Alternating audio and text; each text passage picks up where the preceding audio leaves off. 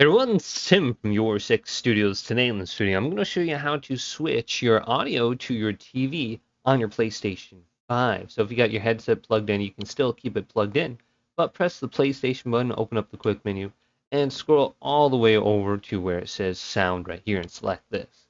And at the top, we are going to have the output device. So if you have your headset connected, you're probably going to see that listed under here.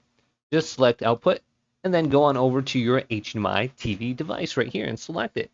And you should be able to get the audio through your TV now. Now you're going to want to do the same thing with your microphone.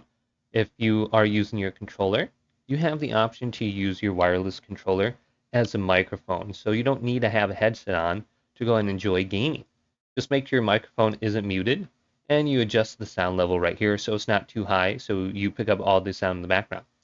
Now, another thing you might want to turn on is by going to settings and going to sound is the option to stop the output switching automatically.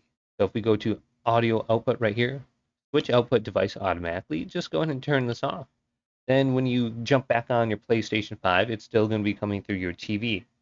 And you can just come back to this setting and switch the output device to your headset if you ever want to use that in the future. So you can leave it plugged in.